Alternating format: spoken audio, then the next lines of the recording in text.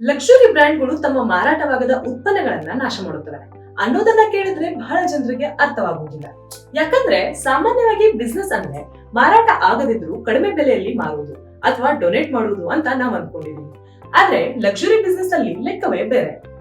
Luxury ಅಂದ್ರೆ ಕೇವಲ ದುಬಾರಿ ಬೆಲೆ ಅಲ್ಲ, ಅದು ಒಂದು ಅಪರೂಪತೆ, ಅದು ಒಂದು ಗೌರವ, ಅದು ಒಂದು ನಿಯಂತ್ರಣ.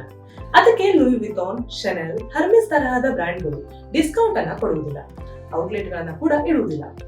ಅವರು ಒಂದು ವಸ್ತುವನ್ನ ಕಡಿಮೆ ಬೆಲೆಯಲ್ಲಿ ಎಲ್ಲೆಲ್ಲೂ ಸಿಗುವಂತೆ ಮಾಡಿದ ಕ್ಷಣದಿಂದಲೇ ಲಕ್ಸುರಿ ಅನ್ನೋ ಭಾವನೆ ಮುರಿಯುತ್ತದೆ ಅಂತ ಭಾವಿಸ್ತಾರೆ. ಈಗ ಇದಕ್ಕೊಂದು ಚಿಕ್ಕದಾಗಿ ಉದಾಹರಣೆಯನ್ನ ತಗೊಳ್ಳೋಣ. ನೀವು ಲಕ್ಷಾಂತರ ರೂಪಾಯಿ ಕೊಟ್ಟು ಒಂದು ಲಕ್ಸುರಿ ಬ್ಯಾಗ್ ಅನ್ನ ಕೊಂಡಿದ್ದೀವಿ ಅಂತ ಅನ್ಕೊಳ್ಳಿ. ಅದೇ ಬ್ಯಾಗ್ ಕೆಲವು ತಿಂಗಳುಗಳ ನಂತರ ಔಟ್ಲೆಟ್ ನಲ್ಲಿ ಅಥವಾ ಸೇಲ್ ನಲ್ಲಿ ಕಡಿಮೆ ಬೆಲೆಯಲ್ಲಿ ಕಂಡು ಬಂದ್ರೆ ಆ ಬ್ರ್ಯಾಂಡ್ ಮೇಲಿರುವ ನಿಮ್ಮ ನಂಬಿಕೆ ಕಳೆದು ಹೋಗುತ್ತದೆ. ಅದನ್ನೇ ಲಕ್ಸುರಿ ಬ್ರ್ಯಾಂಡ್ಗಳು ತಪ್ಪಿಸಲು ಬಯಸುತ್ತವೆ. ಇದೇ ಕಾರಣಕ್ಕೆ ಬರ್ಬರಿ ತರಹದ ಬ್ರ್ಯಾಂಡ್ಗಳು ಹಿಂದೆ ಮಾರಾಟವಾಗದ ಬಟ್ಟೆಗಳು, ಪರ್ಫ್ಯೂಮ್ಸ್ ಮತ್ತು ಆಕ್ಸೆಸರೀಸ್ ಅನ್ನ ನಾಶ ಮಾಡಿದ್ದವು. ಅದು ಕಡಿಮೆ ಬೆಲೆಯಲ್ಲಿ ಮಾರುಕಟ್ಟೆಗೆ ಹೋಗಬಾರ್ದು ಅನ್ನೋ ಉದ್ದೇಶದಿಂದ. ಆದ್ರೆ ಜನರಿಂದ ಪರಿಸರ ಮತ್ತು ನೈತಿಕ ಕಾರಣಕ್ಕೆ ವಿರೋಧ ಬಂದ ನಂತರ ಬರ್ಬರಿ ಈ ಪದ್ಧತಿಯನ್ನ ನಿಲ್ಲಿಸಿತು. ಅಂದ್ರೆ ಎಲ್ಲಾ ಲಕ್ಸುರಿ ಬ್ರ್ಯಾಂಡ್ಗಳು ಒಂದೇ ರೀತಿ ಯೋಚನೆ ಮಾಡುವುದಿಲ್ಲ.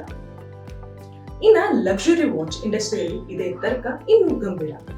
ಕಾರ್ಟಿಯರ್, IWC ತರಹದ ಬ್ರ್ಯಾಂಡ್ಗಳು ಸೆಕೆಂಡ್ ಹ್ಯಾಂಡ್ ಮತ್ತು ಗ್ರೇ ಮಾರುಕಟ್ಟೆಗೆ ತುಂಬಾ ಭಯಪಡುತ್ತವೆ. ಒಂದ್ಸಲ ಗಡಿಯಾರಗಳು ಕಡಿಮೆ ಬೆಲೆಯಲ್ಲಿ ಹೊರಗಡೆ ಹರಡಿದ್ರೆ ಹೊಸ ವಾಚ್ಗಳ ಮೌಲ್ಯ ತಕ್ಷಣ ಕುಸಿಯುತ್ತದೆ. ಅದಕ್ಕೆ ರಿಚ್ಮೆಂಟ್ ಗ್ರೂಪ್ ತರಹದ ಕಂಪನಿಗಳು ತಮ್ಮ ಬೆಲೆ ಮತ್ತು ಬ್ರ್ಯಾಂಡ್ ನಿಯಂತ್ರಣ ಉಳಿಸಲು ಕೆಲವು ಸ್ಟಾಕ್ ಅನ್ನ ಮಾರುಕಟ್ಟೆಗೆ ಬಿಡದೆ ನಾಶ ಮಾಡುತ್ತವೆ. ಇಲ್ಲಿ ಒಂದು ಸಹಜ ಪ್ರಶ್ನೆ ಬರುತ್ತದೆ, ಏನಂದ್ರೆ ಇವತ್ತಿನ ಕಾಲದಲ್ಲಿ ಡೊನೇಟ್ ಮಾಡಬಹುದಲ್ವಾ ಅಂತ. ಆದ್ರೆ ಲಕ್ಸುರಿ ಬ್ರ್ಯಾಂಡ್ಗಳ ದೃಷ್ಟಿಯಲ್ಲಿ ಡೊನೇಟ್ ಆದ ವಸ್ತುಗಳು ಮರು ಮಾರಾಟವಾಗಬಹುದು, ಮರು ಪ್ಯಾಕೇಜಿಂಗ್ ಆಗಬಹುದು, ಮತ್ತೆ ಮಾರುಕಟ್ಟೆಗೆ ಬರುವ ಸಾಧ್ಯತೆ ಇರುತ್ತದೆ. ಅದರಿಂದ ಬ್ರ್ಯಾಂಡ್ ಬೆಲೆಯ ಮೇಲೆ ಅವರ ನಿಯಂತ್ರಣ ಹೋಗುತ್ತಿದೆ. ಇನ್ನೊಂದು ಮುಖ್ಯ ಕಾರಣ ಅಂದ್ರೆ ಫ್ಯಾಷನ್ ಸೀಸನ್. ಲಕ್ಸುರಿ ಫ್ಯಾಷನ್ ತುಂಬಾ ವೇಗವಾಗಿ ಬದಲಾಗುತ್ತದೆ. ಈ ಸೀಸನ್ ನ ಡಿಸೈನ್ ಮುಂದಿನ ಸೀಸನ್ ನಲ್ಲಿ ಹಳೆಯದಾಗುತ್ತದೆ.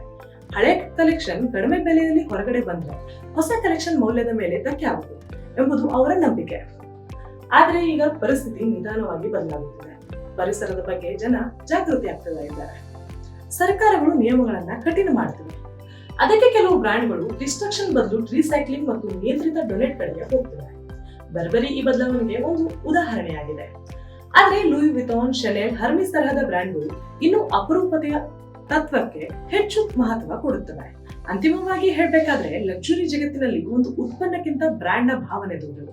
ಕೆಲವೊಮ್ಮೆ ಒಂದು ವಸ್ತುವನ್ನ ಉಳಿಸೋದಕ್ಕಿಂತ ಒಂದು ಭಾವನೆಯನ್ನ ಉಳಿಸುವುದೇ ಅವರ ಬಿಸ್ನೆಸ್ ತಂತ್ರವಾಗಿರುತ್ತದೆ. ಅದಕ್ಕೆ ಲಕ್ಸುರಿ ಬ್ರ್ಯಾಂಡ್ಗಳು ಮಾರಾಟವಾಗದ ಉತ್ಪನ್ನಗಳನ್ನ ನಾಶ ಮಾಡುತ್ತಾರೆ. ಇದು ಕರುಣೆ ಇಲ್ಲದ ನಿರ್ಧಾರ ಅಲ್ಲ, ಇದು ಲೆಕ್ಕಾಚಾರ.